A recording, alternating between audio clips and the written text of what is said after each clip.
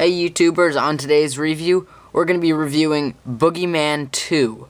Well, not really reviewing, possibly ranting about it. First thing I want to start off saying, this isn't a movie that I ranted about because it was bad. Or even stupid because it was kinda cool. I just felt like if I'm gonna watch a movie that not many people have heard of, I may as well put it in the rant section. So this isn't gonna be so much of a rant, but as a bit of a discussion.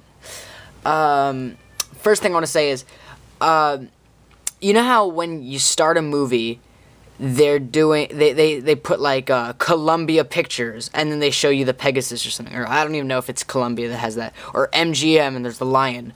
This one was really cool. The way they start out is you see a house, and then you see a door, and the camera zooms in really fast into the door. And then after that, it zooms in to the keyhole, and then you see this skull, which is really cool. So the first scene, you see this girl and her family and her brother, and they're opening up their birthday presents because they're twins and they have the same birth date. And but really, you see the Boogeyman, and since when does the Boogeyman look like the Jigsaw Killer? He has like the hooded mask, and yeah. And why is he using a knife? Last time I heard, kids are afraid of the Boogeyman because they're afraid to get eaten. So yeah. So eventually, the Boogeyman kills the parents, and the little girl's like super freaked out. She sees all this, and then it just says 10 years later, and 10 years later, they're still so fucked up. They're in rehab. Which, that's something, I gotta tell you.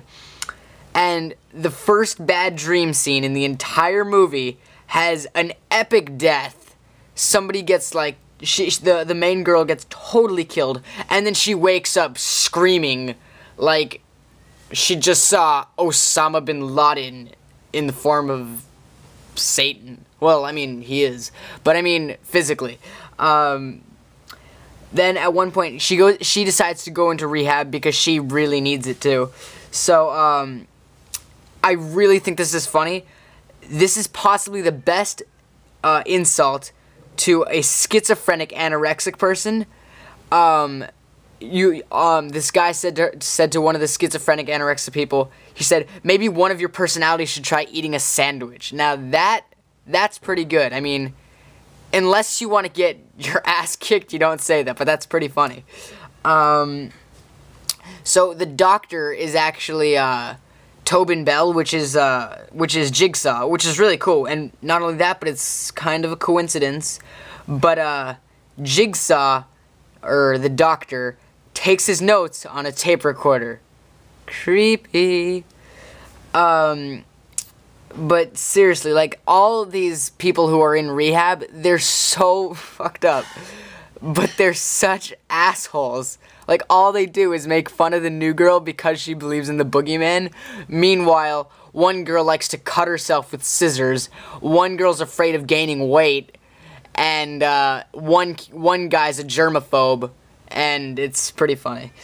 Yeah. And so one guy, there's another guy who's afraid of the dark. He goes into his little, like, hidey hole, into his kind of lair, and he pulls out a joint and a porn magazine. I really don't think it's a good idea to be smoking pot in an abandoned area with a porn magazine in your hand. I mean, it's just awkward.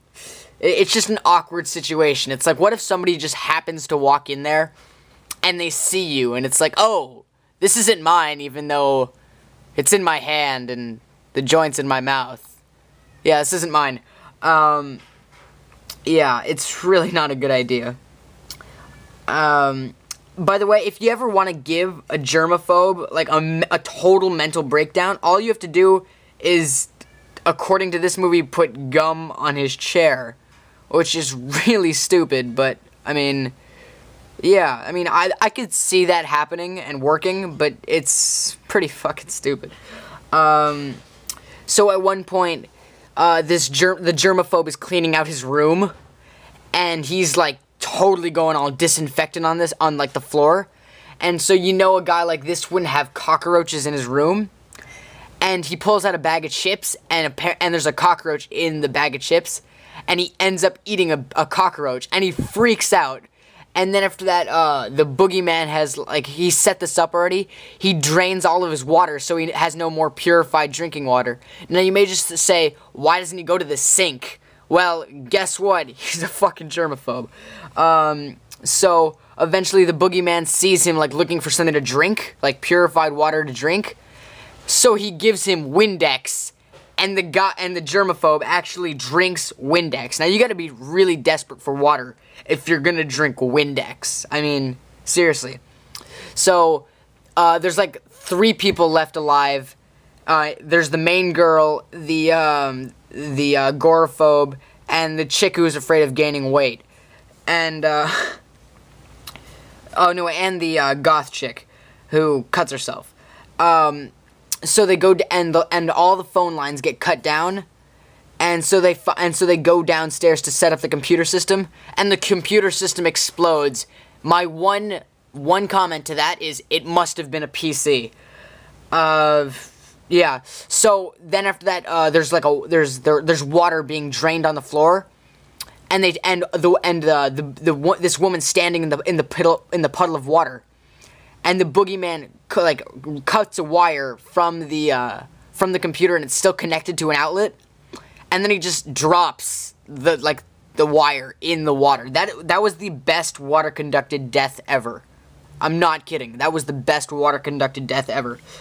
And then the goth chick, she wakes up. She's got tape around her mouth and tape around her arms, and she's strapped to a chair. And there are maggots eating her skin. Like, literally, there are maggots eating her skin. And they're, like, crawling under her skin, and she's freaking out. And she takes a scalpel, and she, like, cuts out huge chunks of her arms. And then she kind of dies of blood loss, which was really cool. In a figurative term. And so, the agoraphobe, he gets really, really angry because he's overwhelmed. And he gets so pissed off, he punches a mirror. And then he cries. Dude, no fucking shit. You just punched a mirror. And you're bleeding. Obviously, you're gonna cry. Why did you punch a mirror? So, yeah.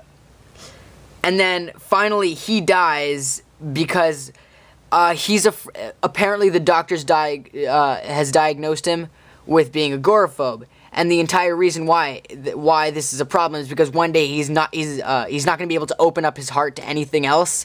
So the boogeyman took that to the next level, cut open his chest, and literally ripped out his heart, which was very cool. And then he like pukes up blood with the last 3 seconds of his life remaining.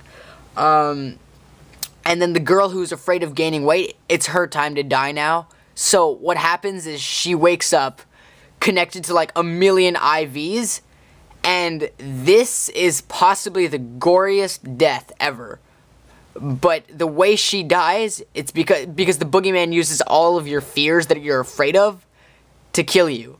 So the way she dies is she is injected with fat until her body explodes with fat. Like, it's just, she gets super fat. It's like a balloon. It's like if you filled a balloon with mayonnaise. That's what it would look like. And then after that, it just explodes, and there's all this blood everywhere.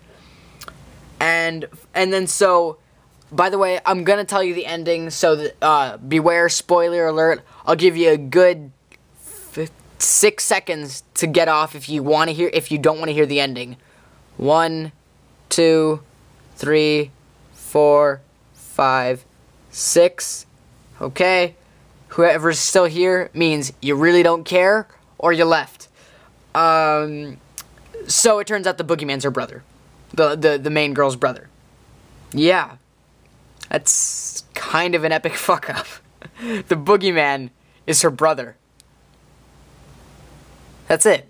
So, today I ranted about Boogeyman 2. Now, I haven't seen the first one, and I don't plan to, because I just screwed around with this for fun. But honestly, it wasn't bad. The gore scenes were just incredible. But I mean, some of this was just so questionable, it's not even funny. So, thanks for watching my rant on Boogeyman 2. See you next time.